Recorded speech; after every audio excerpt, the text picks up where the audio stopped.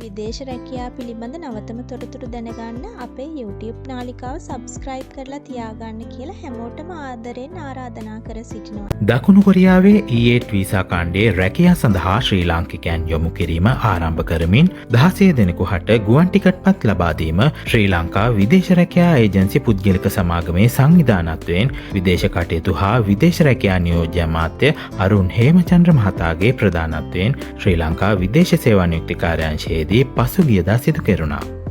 අපි මේ ආණ්ඩුව බාරගත්තේ පසුගිය 2024 සැප්තැම්බර් මාසයේ තමයි ජනාධිපතිතුමා පත් වෙන්නේ.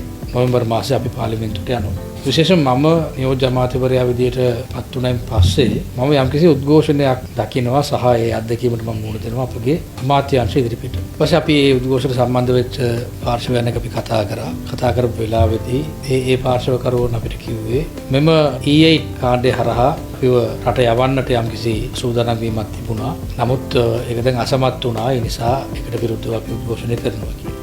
ඒ වගේම ඊට පස්සේ අපි තීරණයක් ගත්තා E8 සම්බන්ධව යම්කිසි අධ්‍යයනයක් කරන්නට ඕනේ. විශේෂයෙන්ම විවිධ තැන්වලදී අපැහැදිලි කරුණු කාරණා තිබුණා. ඒ නිසා අපි తాවකාලිකව මේක අත්හිටවලා තිබුණා. මේ සම්බන්ධව මාත් අපගේ අමාත්‍ය ගරු විජිත හේරත්නතුමත් අඛණ්ඩව සාකච්ඡා කරා. ඒ වගේම මේ සම්බන්ධව කටයුතු කිරීමට අදාළව අපගේ නිලධාරි මණ්ඩලයෙන් උපරිම සහයෝගය අපිට ලැබුණා. ඒ සහයෝගයත් එක්ක අපි තීරණය කරා අපි මේ සම්බන්ධව යම්කිසි ආකාරයකට පයිලට් ප්‍රොජෙක්ට් එකක් විදියට නියම ව්‍යාපෘතියක් විදියට අපි මේ ව්‍යාපෘතිය කරලා බලමු කියන අදහසත් එක්ක තමයි මේක පටන් ගත්තේ. ඉතින් මේකට කෙටි කාලයක් ගියා. ඒකනේ ඕනෑම දෙයක් පිළිවෙලට කරනවා කියලා කියන්නේ සාපේක්ෂව ගත්තොත් එහෙම අමාරුයි. එකක් තමයි මේකට අදාළ කරන්නේ රාජතාන්ත්‍රික ගනුදෙනුම. විශේෂයෙන්ම අපි ගත්තොත් එහෙම අපේ රටේ නීති රීති වලට අනුකූලව ඒකට සරිලන විදියට අපි මේ තීරණ ගන්නට ඕනේ. ගිවිසුම් වල අත්සන් තබන්න ඕනේ. කලින් අත්සන් තබපු ගිවිසුම් පවා යම්කිසි ආකාරයෙන් නීති විරෝධී කියලා අපිට තේරුම් ගන්නට සිද්ධ වුණා. ඉතින් ඒ සියලුම කටයුතු මුල සිට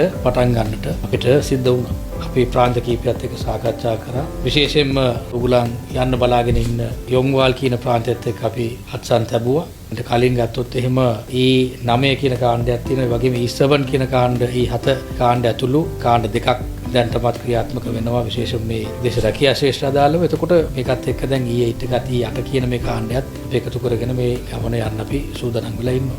විශේෂයෙන් මේ E8 ගැන පොඩ්ඩක් පැහැදිලි කරන්නට ඕනේ. මේක කාලීන. කියන්නේ සීසනල් වර්කර්ස් කියන කාලීන කම්කරුවන්ට අදාළව තමයි මේක ලබා දෙන්නේ. විශේෂයෙන්ම ලෝකයේ රටවල් කීපයක් මේ සීසනල් වර්කර්ස් කියන මේ කැටගරි එක දැන් පටන්ගෙන තියෙනවා. ලෝකේ ශ්‍රම වෙළඳ පොලේ ගත්තොත් එහෙම යම්කිසි පරිවර්තන නිරන්තරයෙන්ම සිද්ධ වෙනවා. එතකොට මේ පරිවර්තන වලට අනුරූපීව සමහර රටවල් තීරණ ගන්නට බැඳිලා ඉන්නවා. ඒ හරහා කොරියානු රජයත් දැන් E8 එකට අදාළව යම්කිසි මැදිහත් වීමක් කරනවා. ඉතින් අපි හිතනවා මේකෙන් උගලන්ට ඉතාමත් සුබවාදී ප්‍රතිඵලයක් ලැබෙවි කියන බලාපොරොත්තු අපිට තියෙනවා. උගලන් ගිහිල්ලා එතන හොඳට වැඩ කරනවා නම් තවත් පිරිසකට යන්නත් තවත් අපිට බොහෝ අවස්ථා අපිට අත්පත් කර ගන්නත් පුළුවන්. මේක හොඳ ආකාරයකට අපි තීරුම්ගෙන වැඩ කරන්නට අපිට අවශ්‍යතාවයක් තියෙනවා. E8 කාණ්ඩය යටදී යන පළවෙනි බැච් එක ඕගොල්ලෝ. ඒ නිසා ඕගොල්ලන්ගේ ඉතාමත් හොඳ සංනිවේදනයක් අපිට අවශ්‍යයි. ඕගොල්ලන් මුහුණ දෙන ප්‍රශ්න ගැටලු ඇතුළු විවිධ දේවල් අපිත් එක්ක සාකච්ඡා කරගන්න. ඕගොල්ලන්ගේ යම්කිසි අත්දැකීම් අපිත් එක්ක හුවමාරු කරගන්න. E9 ඒ වගේම E7 කාණ්ඩයත් එක්ක සංසන්දනය කරලා බලද්දි මේක අලුත් එකක්. ඒතර අපිටත් බොහෝ දේවල් මේ හරහා ඉගෙන ගන්නට අපිට අවස්ථාව ලැබේ.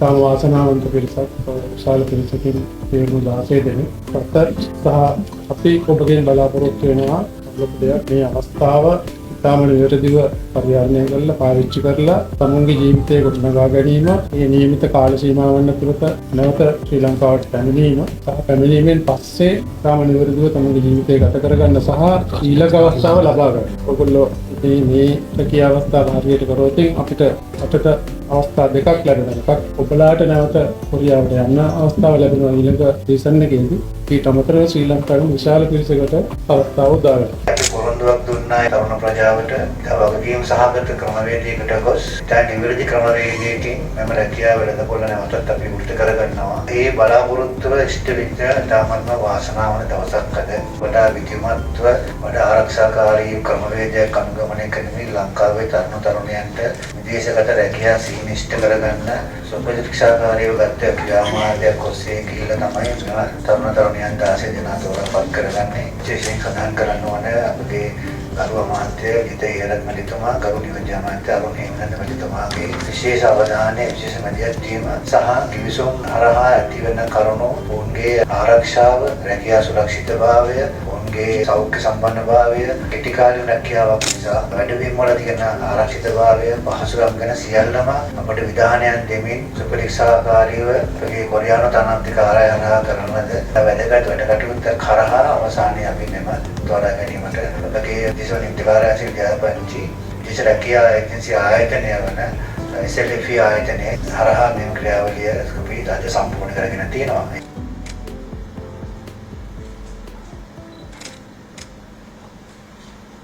අත්වැල විදේශ රැකියා පිළිබඳ නවතම තොරතුරු දැනගන්න අපේ YouTube නාලිකාව සබස්ක්‍රයිබ් කරලා තියාගන්න කියලා හැමෝටම ආදරෙන් ආරාධනා කර සිටිනවා. විදේශ රැකියා පිළිබඳ නවතම තොරතුරු දැනගන්න අපේ YouTube නාලිකාව සබස්ක්‍රයිබ් කරලා තියාගන්න කියලා හැමෝටම ආදරෙන් ආරාධනා කර සිටිනවා. විදේශ රැකියා පිළිබඳ නවතම තොරතුරු දැනගන්න අපේ YouTube නාලිකාව සබස්ක්‍රයිබ් කරලා තියාගන්න කියලා හැමෝටම ආදරෙන් ආරාධනා කර සිටිනවා.